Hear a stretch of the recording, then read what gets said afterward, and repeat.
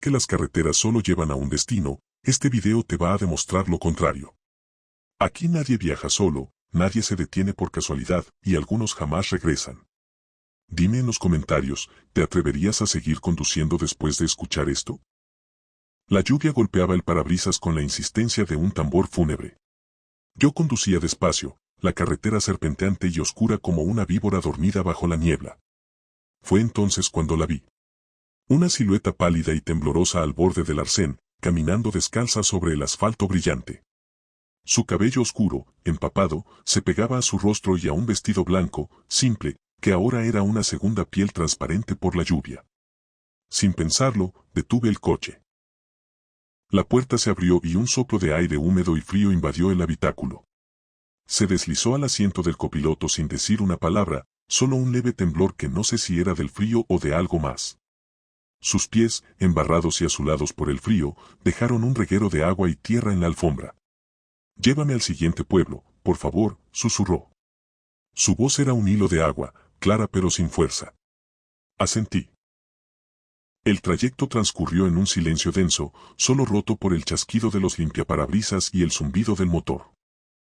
No miré hacia ella directamente, pero sentía su presencia a mi lado, una fría quietud que parecía absorber el calor del coche. De reojo, veía sus manos, largas y pálidas, entrelazadas sobre su regazo, y el vestido blanco que goteaba lentamente, formando un charco oscuro a sus pies. Una fragancia extraña, a tierra mojada y algo dulce, como flores marchitas, llenaba el aire.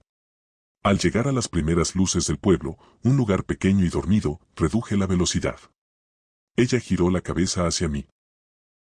Su rostro, iluminado por el débil resplandor de un farol, era joven, de una belleza triste y etérea.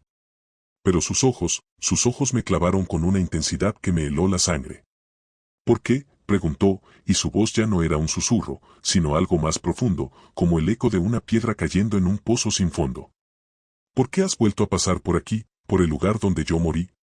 Sus palabras resonaron en mi mente como un martillazo. Y entonces, como si un dique se rompiera, lo recordé. No un recuerdo consciente, sino una oleada de imágenes sepultadas, de gritos ahogados y cristales rotos. Hace 20 años. Yo era una niña, quizás de 7 u 8 años. Iba en el asiento trasero del coche de mis padres, por esta misma carretera, en una noche tormentosa muy similar a esta. La lluvia era torrencial. Recuerdo la tensión en los hombros de mi padre, los dedos de mi madre aferrados al reposabrazos. De pronto, un destello de luces descontroladas frente a nosotros, el chirrido desgarrador de frenos contra el asfalto, el estruendo sordo del impacto. Nuestro coche se detuvo, sacudido pero intacto, unos metros más adelante del accidente. Mi padre salió corriendo. A través de la cortina de lluvia y el parabrisas empañado, vi la escena como un cuadro dantesco. Un vehículo pequeño, destrozado contra un árbol. Y en el asiento del conductor una figura en un vestido blanco. Una mujer joven, inmóvil, su cabello oscuro completamente desordenado, cubriéndole el rostro, mojado con algo que no era agua su rostro, pálido y sereno bajo la violencia del choque. Un llanto agudo, desgarrador, surgía del interior del coche siniestrado. Un niño pequeño, atrapado en su sillita. La memoria me golpeó con tal fuerza que jadeé, aferrándome al volante. La mujer en mi coche, el vestido blanco, empapado, el cabello oscuro. La miré, mis ojos debieron reflejar el horror y el reconocimiento. Ella sostenía mi mirada, y en sus ojos ya no había tristeza, solo una comprensión infinita y antigua. Él sobrevivió, dijo suavemente, como si leyera mis pensamientos más profundos. Mi hijo. Espero que haya tenido una buena vida. Un temblor incontrolable me recorrió. ¿Era esto real? ¿Estaba hablando con un fantasma? ¿O era mi mente, atormentada por un recuerdo infantil traumático, jugándome una macabra alucinación? Debo irme, murmuró ella, y su voz comenzó a desvanecerse, a mezclarse con el sonido de la lluvia. Gracias por el viaje. Antes de que pudiera decir nada, antes de que pudiera formular una pregunta, un escalofrío glacial recorrió el coche. Miré al asiento del copiloto. Estaba vacío. Solo quedaba el charco de agua fría en el suelo, y sobre la butaca de tela gris, un vestido blanco, simple, empapado, abandonado como la crisálida de una mariposa que hubiera volado hacia una luz que yo no podía ver. Lo toqué. Estaba helado, y tan mojado como si acabara de salir de un río. La lluvia seguía cayendo fuera, lavando el pasado y el presente en un mismo torrente gris. Arranqué el coche con manos temblorosas y conduje hacia las luces del pueblo, pero ya sabía que ninguna luz de este mundo podría calar la oscuridad que ahora llevaba dentro, ni responder a la pregunta que resonaría en mi mente para siempre. ¿Había recogido a un fantasma, o había sido el fantasma quien, por una noche, me había recogido a mí? El sudor frío se deslizaba por mi nuca, una gota que trazaba un camino glacial entre mis vértebras. Eran las 3:17 de la madrugada, y la carretera de montaña, la N621, era un tiradero negro, un vacío que solo mis faros rompían con dos conos de luz amarillenta y temblorosa. Había salido tarde de la reunión familiar, una excusa tonta sobre un proyecto urgente, y ahora cada curva cerrada me recordaba porque nunca, jamás, se viaja de noche por este tramo. Los lugareños lo susurran, pero los forasteros como yo lo ignoramos hasta que es demasiado tarde. Fue después de la curva del mirador del abismo cuando lo vi por primera vez. Un par de luces blancas, perfectamente redondas y demasiado brillantes, aparecieron en el retrovisor. No había sonido de motor, solo la presencia. Apreté el acelerador. Mi viejo Seat gruñó, subiendo a 110 en una recta corta. Las luces no se alejaron. Se mantuvieron a la misma distancia exacta, como si estuvieran cosidas a mi parachoques por un hilo invisible. El pánico, un sabor metálico en la boca, empezó a crecer. Es solo otro idiota, me dije, la voz temblándome en el cráneo. Frené bruscamente en la siguiente recta, casi bloqueando las ruedas. Las luces no se acercaron. No se alejaron. Simplemente estaban. Volví a acelerar, tomando la siguiente curva tan rápido que los neumáticos chirriaron, protestando contra el asfalto frío. Allí seguía. Siempre a 50 metros. Siempre con esas luces que no parpadeaban, que no titilaban, que eran dos lunas frías e impersonales persiguiendo mi huida. Fue entonces cuando decidí mirar. Una mirada rápida, furtiva, al espejo retrovisor central. No quería, pero mi cuerpo, traicionero, giró el cuello y mis ojos se elevaron para encontrar el reflejo. No había nadie. El volante del coche, un sedán oscuro y antiguo, estaba vacío. La cabina estaba sumida en una oscuridad absoluta, más profunda que la de la noche exterior, como si el interior del vehículo fuera un agujero recortado en la realidad. Pero las luces seguían encendidas. Y el coche seguía moviéndose, trazando mis mismas curvas con una precisión sobrenatural. Un grito se ahogó en mi garganta. Pisé el acelerador a fondo, el motor rugiendo en un lamento agónico. El paisaje se convirtió en una mancha negra y verde. El coche fantasma, el vacío, como empezó a llamarlo mi mente enloquecida, lo imitaba sin esfuerzo, sin variar un milímetro su distancia maldita. No era una persecución. Era un acompañamiento. Una escolta hacia un destino que yo no había elegido. La desesperación me nubló la vista. En una recta particularmente larga, cerré los ojos, conté hasta 3 y pisé el freno con toda la fuerza de mis piernas. El chirrido fue atronador, el olor a goma quemada llenó el habitáculo. Me sacudí violentamente contra el cinturón. Cuando abrí los ojos, temblando, miré el espejo. Las luces se habían apagado. El camino detrás de mí estaba vacío. Solo la negrura de la montaña y el tenue brillo de las estrellas lejanas. Un alivio inmenso, agudo como un cuchillo, me atravesó el pecho. Jadeé, soltando una risa entrecortada, histérica. Lo había logrado. Lo había perdido. Fue cuando bajé la vista al cuadro de instrumentos. La aguja de la gasolina, que antes marcaba un cuarto de depósito, estaba clavada en 0. La luz de reserva no parpadeaba. Estaba apagada. Como todo el cuadro. Las luces de posición de mi coche se habían apagado. Los faros, también. Estaba detenido en mitad de la nada, envuelto en un silencio tan denso que podía oír el latido de mi sangre en los oídos. Y entonces lo entendí. No era que el coche fantasma me hubiera perseguido. Era que ya me tenía. La persecución era solo el ritual, la ceremonia previa. El tramo de la carretera después de medianoche no mata a la gente en accidentes. Los recluta. Los vacía. Miré por la ventanilla del conductor.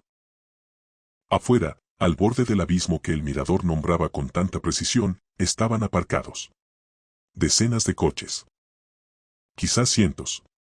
Algunos modernos, otros con décadas de antigüedad, todos cubiertos de polvo y musgo, todos con las ventanillas tan negras como la cabina de mi perseguidor. Y frente a mi propio capó, de pie, inmóvil, una silueta. No tenía rostro, solo una forma humana recortada contra el cielo estrellado, más oscura que la noche misma. No era el conductor del coche fantasma. Era lo que quedaba de los conductores. Lo que el vacío dejaba atrás. La puerta de mi coche se abrió sola, con un chasquido suave. El frío de la madrugada entró, pero era un frío diferente, antiguo y sin aire. La silueta sin rostro extendió un brazo, un gesto lento e inevitable, señalando la fila interminable de coches vacíos. Ahora lo sé. Ahora entiendo por qué nadie sobrevive a este tramo después de medianoche. No es que mueran. Es que se detienen. Para siempre. Y su coche, su cáscara de metal y recuerdos, se une a la flota silenciosa, esperando a que el siguiente imprudente, el siguiente incrédulo como yo, mire por el retrovisor y vea el vacío que ya lo ha atrapado. Escribo esto sentado en mi asiento, con las manos que ya no siento sobre el volante inmóvil. Las luces de mi coche son las nuevas lunas frías en la carretera. Y si conduces de madrugada por la N621 y ves dos luces perfectas y persistentes en tu espejo, no aceleres. No frenes. Reza para que el vacío ya esté lleno. Porque cuando por fin desaparezcan será demasiado tarde para entenderlo. Ya estarás aquí, con nosotros, esperando. El motor de mi viejo Peugeot ronroneaba con una familiaridad cansada, el único sonido en aquel tramo desolado de carretera que serpenteaba entre colinas oscuras como lomos de bestias dormidas. La lluvia fina, más una neblina espesa que otra cosa, empañaba el parabrisas, reduciendo el mundo a dos conos de luz amarillenta y el interminable susurro de los limpiaparabrisas. No había pasado un coche en media hora. Solo yo, la carretera húmeda y mis propios pensamientos, sombríos como el cielo. Fue entonces cuando lo vi.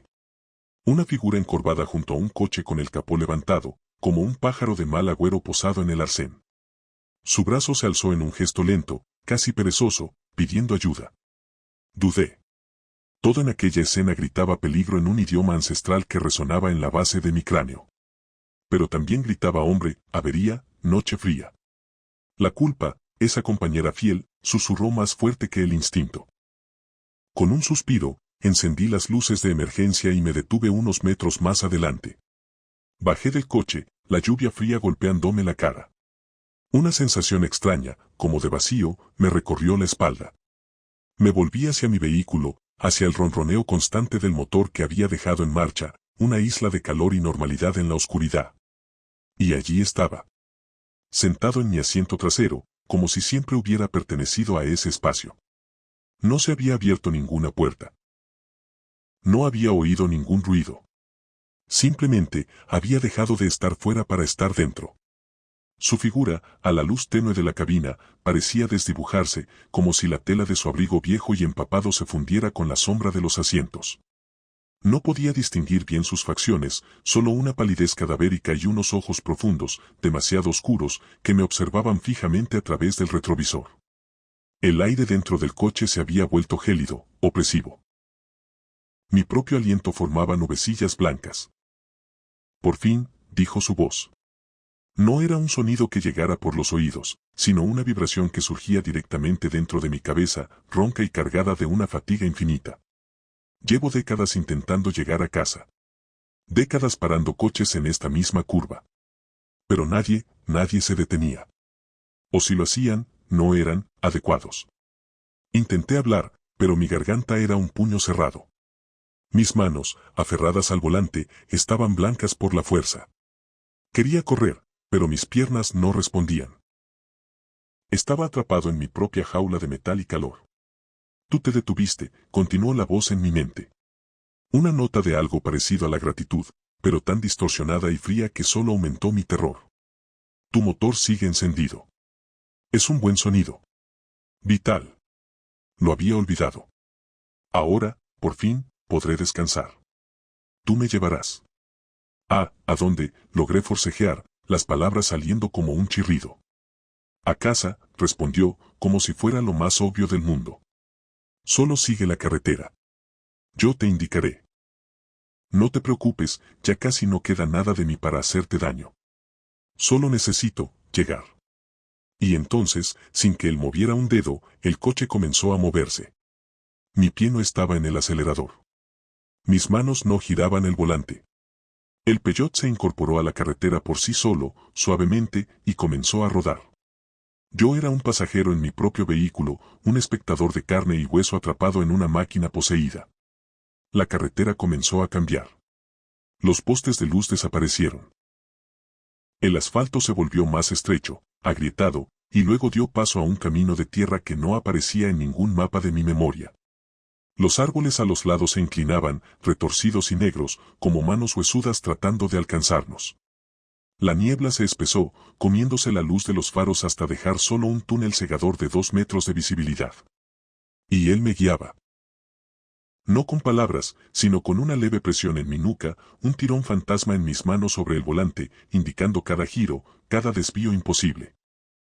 Sentía su presencia a mis espaldas expandiéndose, llenando el coche no con un cuerpo, sino con una esencia, un frío que era más que temperatura, era ausencia, era el vacío de un lugar que había dejado de existir para todos menos para él. Casi llegamos, susurró en mi cabeza, y su voz sonaba ahora más cerca, como si sus labios invisibles estuvieran junto a mi oreja. Aquí fue donde me quedé. Donde el viaje se detuvo para mí, pero no para los demás. A través de la niebla, unas luces tenues se materializaron. No eran las luces cálidas de una casa, sino el destello pálido y parpadeante de linternas podridas, o quizás de fuegos fatuos. El coche se detuvo por sí solo frente a una verja de hierro oxidado, torcida y abierta de par en par. Más allá, apenas visible, la silueta de una casa grande y derruida, con ventanas como cuencas vacías. Mi hogar, dijo, y por primera vez hubo una emoción clara en su voz. Un anhelo tan profundo y triste que me heló la sangre. Gracias. Sentí, más que vi, como la presencia a mis espaldas se desvanecía. El frío opresivo comenzó a retirarse, lentamente, como una marea gélida. Un suspiro, largo y lleno de un alivio milenario, llenó el coche y luego se esfumó en el aire. Miré al asiento trasero por el retrovisor. Estaba vacío. Solo la sombra familiar de los asientos de cuero. Pero cuando volví la vista al frente, hacia la casa en ruinas, vi por un instante, en el umbral de la puerta abierta, la silueta de un hombre encorvado. No me miraba a mí. Miraba la casa. Luego, dio un paso hacia adentro y la oscuridad del vestíbulo lo tragó. En ese mismo instante, el control volvió a mis manos. El motor, que nunca se había apagado, ronroneó de nuevo con normalidad. Giré el volante con una violencia temblorosa, pisé el acelerador a fondo y el coche patinó en el barro antes de lanzarse de vuelta por el camino de tierra. No miré atrás. No hasta que las luces de la primera gasolinera aparecieron en el horizonte, manchas de normalidad y vida que me hicieron llorar de alivio. Al estacionar, con manos aún temblorosas, encendí la luz interior y me volví, por fin, a mirar el asiento trasero. Estaba vacío, sí.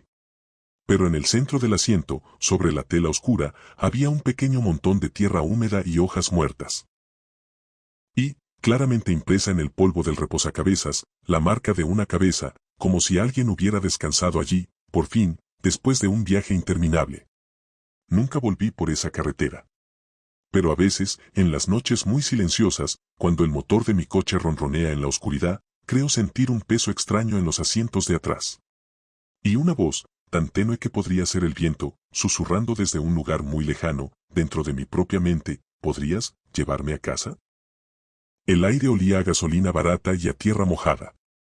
La lluvia había cesado, dejando un cielo plomizo y bajo que parecía aplastar la carretera. Yo conducía por una ruta secundaria, una de esas que se adentran en la nada, huyendo de la monotonía del viaje principal. El GPS había dejado de funcionar hacía media hora, mostrando solo una pantalla gris con el mensaje señal perdida. No me importó. Prefería la incertidumbre a la previsibilidad. Fue entonces cuando lo vi. Una caseta de peaje, oxidada y pequeña, con la pintura blanca descascarada como una piel enferma. No recordaba haberla visto en ningún mapa, ni siquiera en los viejos de papel que mi abuelo guardaba en la guantera. Pero estaba ahí, atravesando el único carril como un diente podrido en medio de la encía del asfalto. No había desvío. Detenerse era la única opción. Reduje la velocidad hasta detener el coche frente a la barrera. La cabina estaba iluminada por una luz amarillenta y parpadeante, como la de una bombilla a punto de fundirse. Dentro, una figura se movía con lentitud exagerada. Al acercarme, vi al empleado. Era un hombre de edad indefinida, con un uniforme gris, planchado con una precisión militar, pero descolorido por el tiempo. Su rostro era pálido, casi serio, y sus ojos no parpadeaban. Me observaban con la fijeza de un pez muerto. El peaje.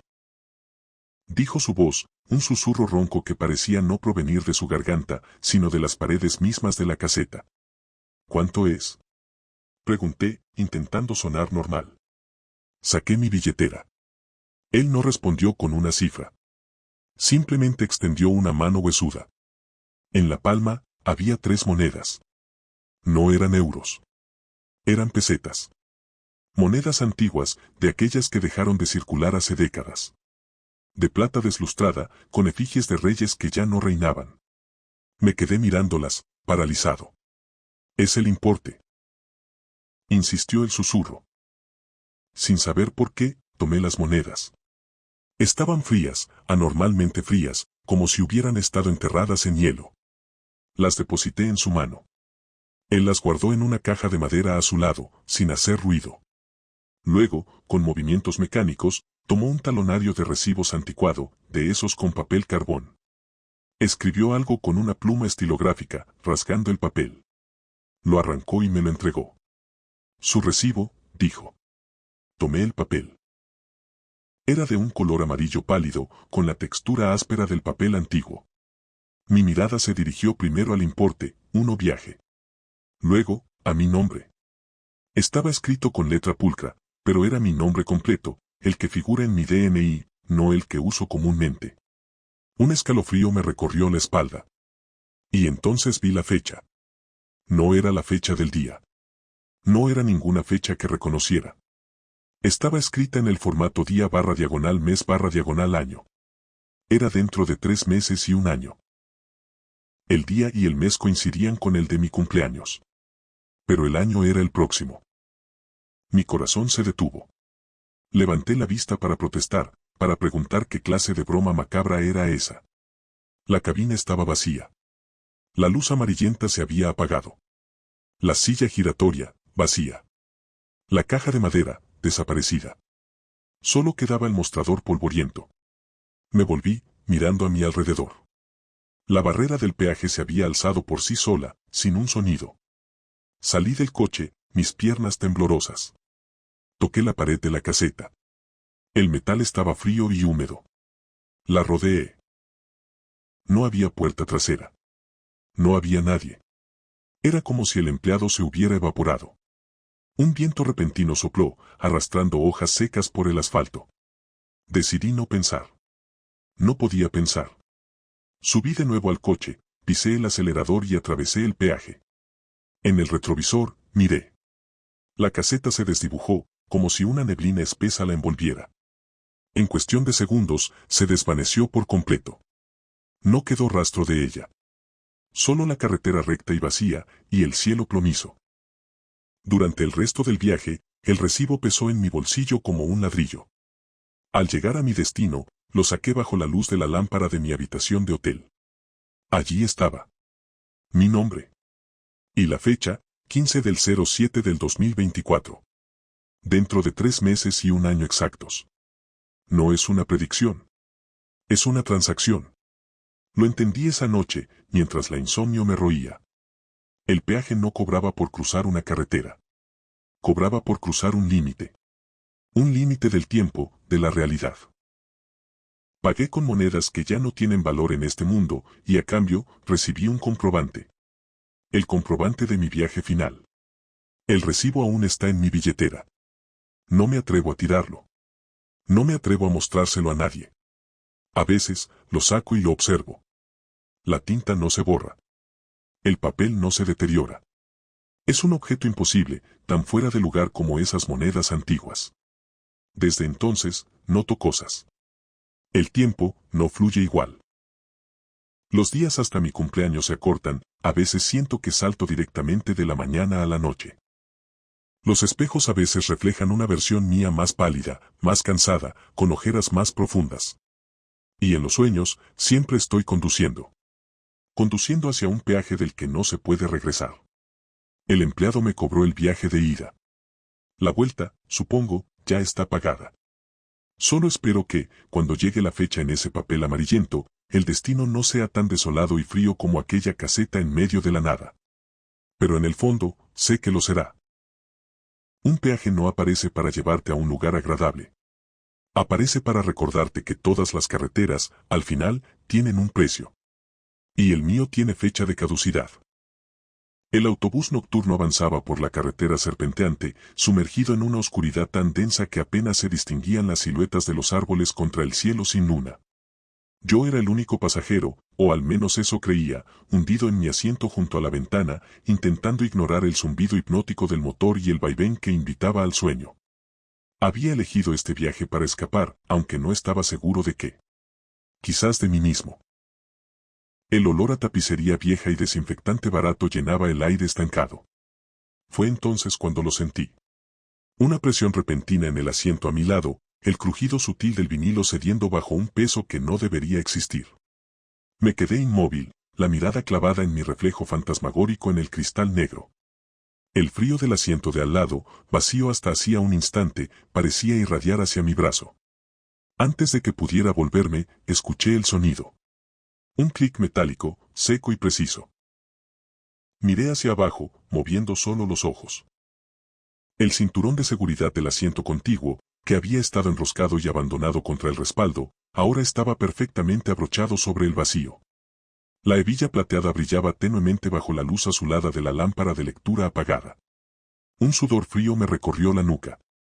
Respiré hondo, convenciéndome de que era una alucinación, un producto del cansancio y del estrés. Tal vez un fallo mecánico, un resorte liberado por el movimiento del bus. Pero entonces, el cinturón sobre mi propio regazo se movió. No fue violento, sino un deslizamiento suave, casi delicado, como si manos invisibles tomaran la tira de tela y la pasaran con cuidado por la hebilla. Sentí el tirón firme cuando se ajustó solo, apretando contra mi estómago con una presión que era a la vez protectora y constrictiva. El corazón me latía con fuerza en los oídos, ahogando el rum rum del motor. No tengas miedo. La voz surgió a mi lado, tan clara y cercana que sentí su aliento en mi oreja, un soplo gélido que olía a tierra húmeda y a gasolina vieja. No era una voz amenazante, era cansada, profundamente cansada, con un deje de nostalgia que me heló la sangre más que cualquier grito. Lentamente, muy lentamente, giré la cabeza. El asiento no estaba vacío. Había una figura sentada, pero no sólida. Era como mirar a través de un vidrio empañado, una silueta de hombre desdibujada, con contornos que titilaban y se hacían más densos en algunos puntos, los hombros caídos, las manos sobre los muslos, la curva de una gorra de conductor. No podía distinguir rasgos faciales, solo una sombra donde debería estar la cara, y en su centro, dos puntos de una luz tenue y pálida, como carbones apagados. Yo también fui conductor, dijo la voz, y sus palabras parecían llegar directamente a mi mente, resonando en mis huesos. De esta misma línea. Hace mucho. Traté de hablar, de gritar, pero mi voz estaba atrapada en mi garganta, convertida en un nudo de terror puro. Solo pude escuchar. Era una noche como esta, continuó la entidad, su forma oscilando levemente con el balanceo del bus. Tan oscura. Tan silenciosa. Yo, estaba cansado. Tan cansado. Cerré los ojos solo un segundo, ¿sabes? Un segundo para descansarlos. Pero un segundo en esta carretera es una eternidad. Hizo una pausa, y en ese silencio cargado, escuché algo nuevo. El leve chirrido de unos frenos, un sonido que no provenía de nuestro autobús, sino que se superponía a la realidad, como un eco de un pasado atroz. Olía quemado, a caucho fundido. Cuando los abrí, susurró la figura, y los dos puntos de luz en su oscuridad se intensificaron, ya no estaba en la carretera. Estaba aquí. Siempre aquí. Atrapado en este asiento, en este viaje que nunca termina. Miré hacia el frente, hacia el conductor. El hombre al volante conducía con normalidad, su silueta recortada contra el parabrisas. No parecía notar nada. Éramos dos fantasmas para él, yo y mi compañero de viaje no invitado.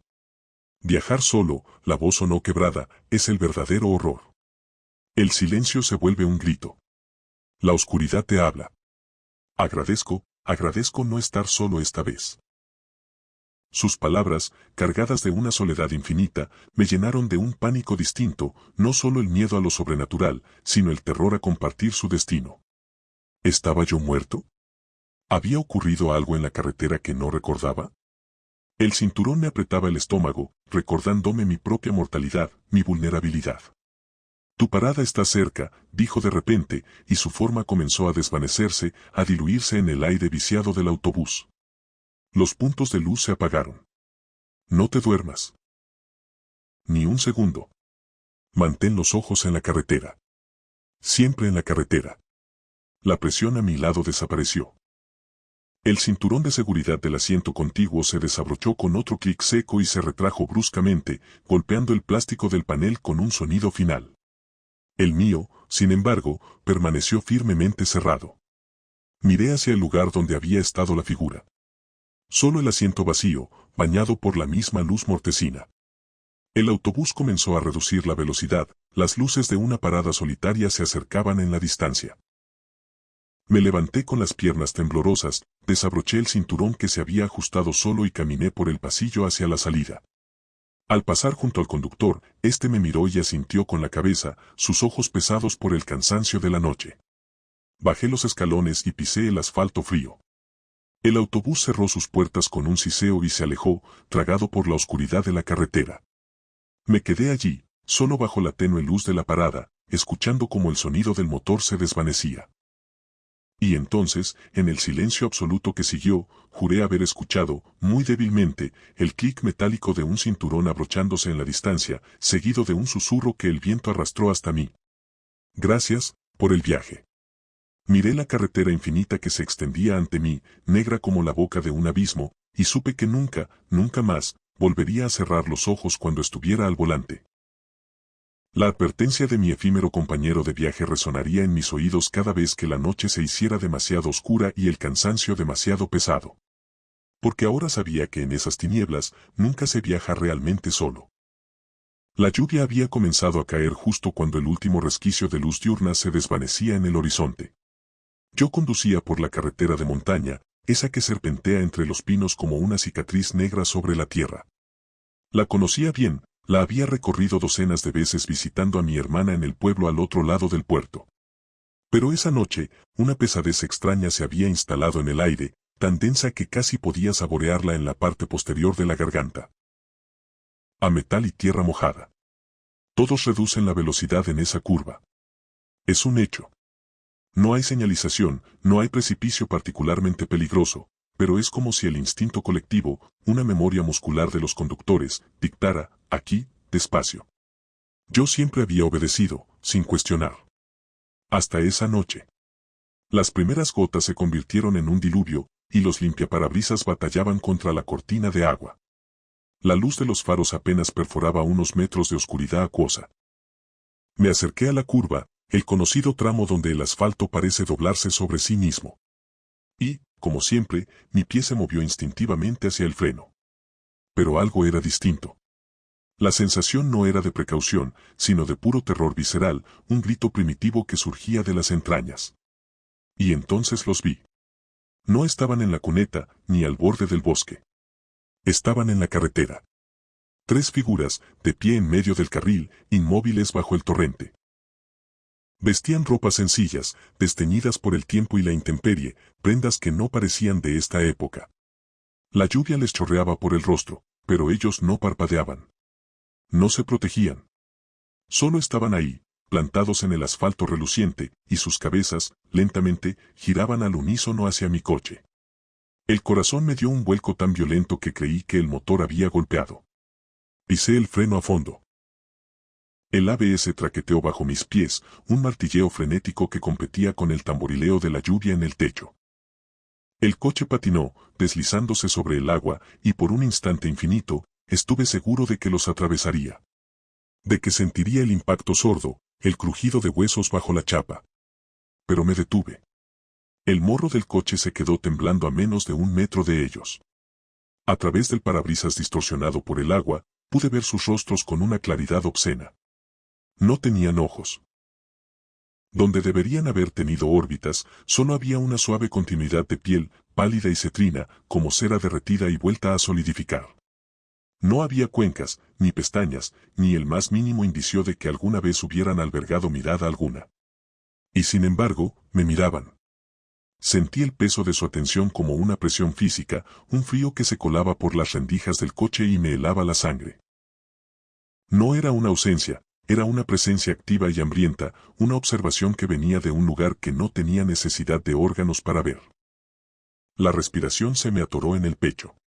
No podía apartar la vista de esos rostros vacíos y a la vez terriblemente llenos de intención. El mundo se había reducido al interior de mi vehículo y a esas 3 siluetas en la tormenta. No se movieron. No hicieron ningún gesto para acercarse o alejarse. Solo se quedaron allí, recibiendo la lluvia, ofreciendo sus facciones incompletas a mi mirada aterrorizada. No sé cuánto tiempo pasó. Puede que fueran segundos, puede que minutos. Un estremecimiento me recorrió la espalda, rompiendo el hechizo de horror. Con manos temblorosas, engrané la marcha atrás. El coche chirrió, retrocediendo unos metros. Ellos no se inmutaron. Giré el volante con fuerza, las ruedas salpicando barro y agua, y logré esquivarlos, pasando por el carril contrario, vacío y ominoso. Pisé el acelerador, el motor rugió de protesta, y no miré atrás. No hasta que hubiera recorrido casi 1 kilómetro, cuando el jadeo en mi pecho y el temblor en mis manos me obligaron a reducir la velocidad. La lluvia amainaba. Con una mezcla de alivio y de un miedo aún más profundo, me detuve en un pequeño mirador desierto. Apagué el motor. El silencio, solo roto por el goteo del agua desde los árboles, fue abrumador. Necesitaba confirmar que había escapado. Que estaba solo. Con un movimiento lento, como si temiera lo que pudiera estar observándome desde el asiento trasero, me volví para mirar por la ventanilla posterior, hacia la curva que ya no era visible.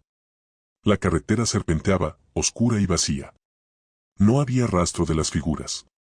Un suspiro, mitad alivio y mitad sollozo, escapó de mis labios. Pero entonces, mis ojos se posaron en el asfalto, aún brillante y mojado bajo la tenue luz de la luna que comenzaba a filtrarse entre las nubes. No estaba vacío.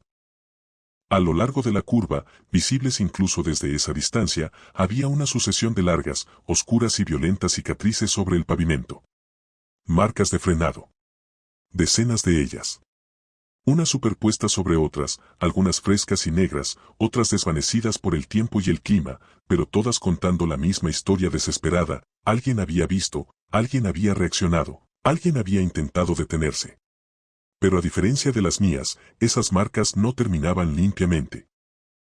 Muchas de ellas se torcían de forma brusca, caótica, para desvanecerse en el borde del asfalto, hacia el barranco invisible que la curva ocultaba.